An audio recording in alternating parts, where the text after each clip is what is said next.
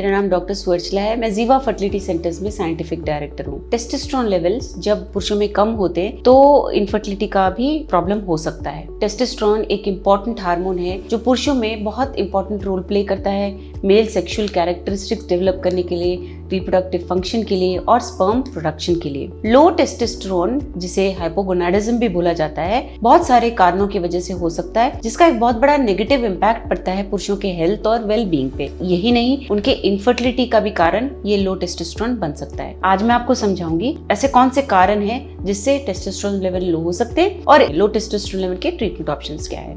As एक बहुत महत्वपूर्ण फैक्टर है। जैसे जैसे एज बढ़ता है टेस्टोस्टेरोन लेवल नेचुरली भी डिक्रीज होते हैं। तो अगर पुरुषों में बड़ी उम्र के लोगों में देखा गया है तो ये नेचुरली ही है। अगर कोई चोट या इन्फेक्शन हुआ है टेस्टिस के एरिया में तो भी टेस्टोस्टेरोन लेवल्स कम हो सकते हैं। अगर कोई क्रॉनिक इलनेस यानी कि लगातार बीमारी है जैसे कि किडनी या लिवर डिजीज है तो भी टेस्टोस्टेरोन प्रोडक्शन कम हो सकता है। कुछ ऐसे दवाइयां होती हैं जैसे ओपियोइड्स या एंटी डिप्रेसेंट्स जिससे भी लो टेस्टोस्टेरोन लेवल्स देखे गए हैं। ज्यादा ओबेसिटी अगर हो तो ऐसे पुरुषों में भी टेस्टोस्टेरोन प्रोडक्शन कम हो सकता है। और कई पुरुषों में तो जेनेटिक कारण भी हो सकता है। जेनेटिकली अगर उनमें कोई डिफेक्ट है तो लो टेस्टोस्टेरोन लेवल्स देखे गए हैं। ट्रीटमेंट ऑप्शंस में सबसे महत्वपूर्ण है टेस्टोस्टेरोन रिप्लेसमेंट थेरेपी, जिसमें टेस्टोस्टेरोन इंजेक्शन द्वारा दिया जाता है या जेल्स द्वारा पैचेस लगाए जाते हैं। इससे क्या होता है कि टेस्टोस्टेरोन के लेवल बढ़ते ही हैं जरूर, बट अगर लो लिबिडो है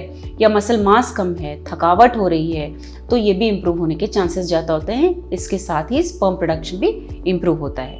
अगर आप लाइफस्टाइल चेंजेस करेंगे जैसे वेट घटाना, एक्सरसाइज इंक्रीज करना, स्ट्रेस को कम करना, तो भी आप टेस्टोस्टेरोन लेवल्स का इम्प्रूवमेंट अवश्य देख सकते हैं। और अगर जो मेडिकेशंस आप ले रहे हैं और फर्टिलिटी के लिए भी ट्राई कर रहे हैं, ऐसे मेडिकेशंस जो मूड एलिवेटर्स हैं, एंटी डिप्रेसेंट्स हैं, ओपियोइड्स हैं, अगर इनकी मात्रा कम किया जाए या इनका डोसेज कम किया जाए तो भी टेस्टोस्टेरोन लेवल का जो वैल्यू है वो इम्प्रूव हो सकता है। कुछ ऐसे सप्लीमेंट्स भी हैं जैसे कि DHEA, जिंक, जो प्रूवन है कि टेस्टोस्टेरोन लेवल को बढ़ाते हैं। ऐसे सप्लीमेंट्स आपको ध्यान से लेना चाहिए। आपके फर्टिलिटी स्पेशलिस्ट या आपके यूरोलॉजिस्ट या आपके फिजिशियंस जो भी आपको ये मेडिकेशन दे रहे हैं उनके गाइडेंस पे लेना चाहिए। कुछ केसेस में सर्जरी भी काम आ सकता है, जिसे करने पे टेस्टिस में अगर कोई प्रॉब्लम हो जिसकी वजह से टेस्टोस्टेरोन लेवल्स कम हो रहे हैं, वो सर्जरी के द्वारा करेक्ट हो सकते हैं और फिर लेवल्स नॉर्मली ठीक हो सकते हैं। ये याद रखिए कि ये जो थेरेपी और ये जो भी ट्रीटमेंट के बारे में मैं बता रही हूँ वो आपको